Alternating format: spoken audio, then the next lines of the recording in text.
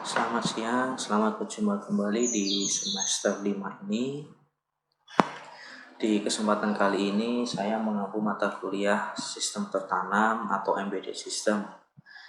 Nah, saya ingin awal-awal ini kita memiliki satu pandangan, satu visi dulu tentang sistem tertanam itu. Nah, secara definisi, sistem tertanam ini bagian dari sistem komputer yang memiliki fungsi khusus. Yang terintegrasi ke dalam sistem yang lebih luas. Maksudnya bagaimana? Fungsi khusus ini ada dua model, satu monitoring data, dan yang kedua kendali. Nah, terus kemudian mengenai sistem yang lebih luas, jadi kalau kita bicara sebuah sistem, ini ada subsistemnya. Subsistem A, subsistem B, subsistem C yang diintegrasikan menjadi satu sistem. Ya, jadi yang semula subsistem A, subsistem B, subsistem C itu diintegrasikan jadi menjadi satu sistem kesatuan. Nah, oleh karena itu di sini kata-kata sistem tertanam maksudnya apa? Kalau kita bicara sebuah pohon, kita tanam, ya, pohon yang kita tanam, di dalamnya itu masih ada mungkin kehidupannya lagi. Nah, begitu kan? Nah, kalau kita bicara sistem tertanam, nah di sini apa? Ada sebuah sistem terpadu yang tadi saya bilang satu kesatuan sistem.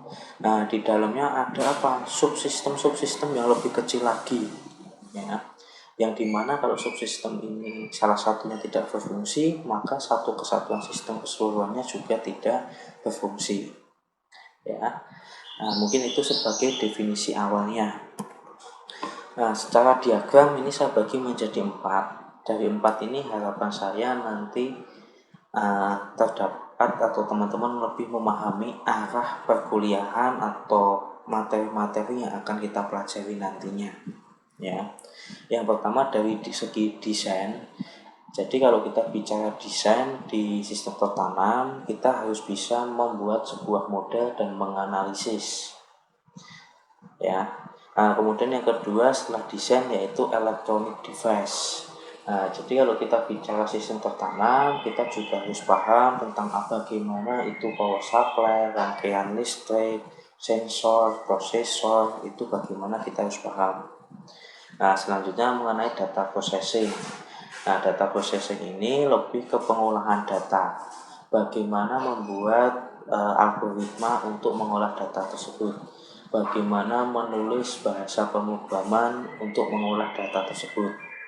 Seperti itu. Nah, kemudian setelah data itu diolah, ditampilkan dalam artian yaitu user interface.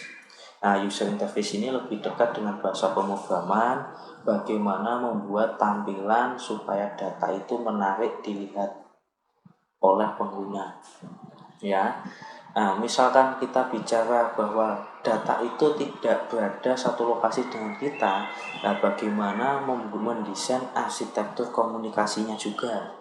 Nah, jadi bagaimana mengirim dari data dari satu lokasi ke misalkan web, ke aplikasi yang sudah kita install di smartphone, semacam itu. Nah, dari 4 ini saya bagi menjadi 2. Nah, yang atas desain dan electronic device ini lebih dekat dengan keilmuan mekanik dan elektronik, dalam artian mungkin mesin dan elektronik atau kelistrikan. Nah, sedangkan teknologi informasi itu mengarah ke bagian yang bawah yaitu data processing dan user interface. Nah, dari gambaran ini nanti jangan kaget jika teman-teman yang ingin mendalami betul-betul tentang embedded system ini pasti bersinggungan juga dengan mesin, dalam artian bagaimana sih membuat model mekanik, dalam artian ya tadi membuat packaging itu sudah mekanik, ya kan. Memasang sensor. Nah, memasang sensor ini butuh misalkan besi ukuran berapa, butuh penumpang ukuran berapa, nah, itu lebih ke mesin.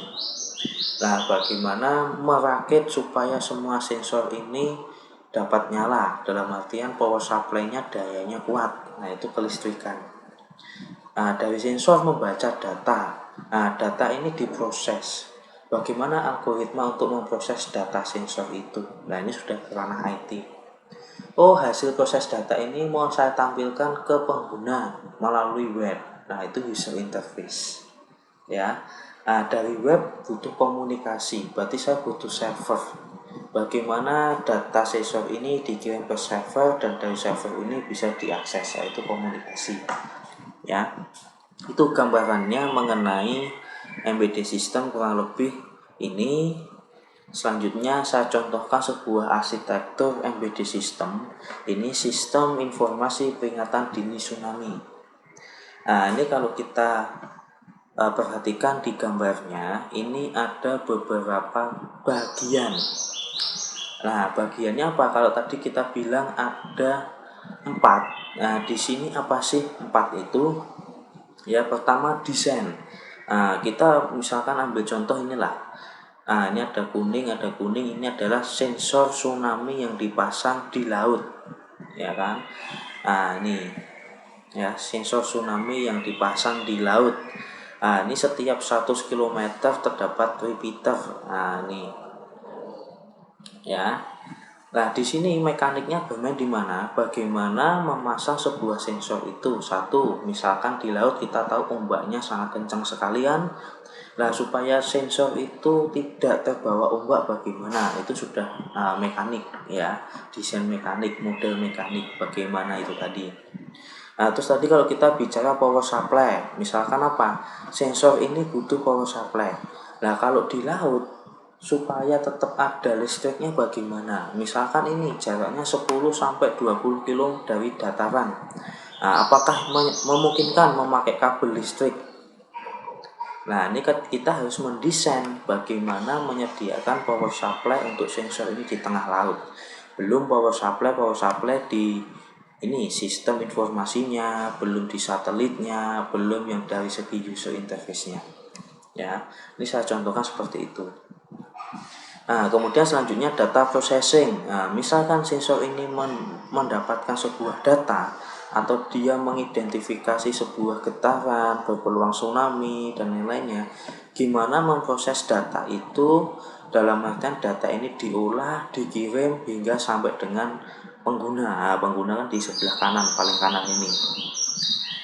Nah, kemudian yang terakhir, pengguna ini supaya tampilannya menarik. Misalkan teman-teman saat ini mendapatkan informasi gempa bumi itu melalui sosial media seperti Facebook, Instagram, dan lain-lain. Nah, supaya tampilannya bisa seperti itu, katakanlah begini, kalau gempa buminya jam 1 dini hari, apakah petugas yang menulis status dulu, memposting status dulu? Nah, itu kan tidak memungkinkan. Nah, ini harus ada sistemnya. Nah, supaya bisa langsung otomatis post, otomatis statusnya terbit atau submit bagaimana? Nah, itu namanya user interface. Ya, bagaimana membuat sebuah tampilan ke penggunanya menarik. Itu di sebelah sini.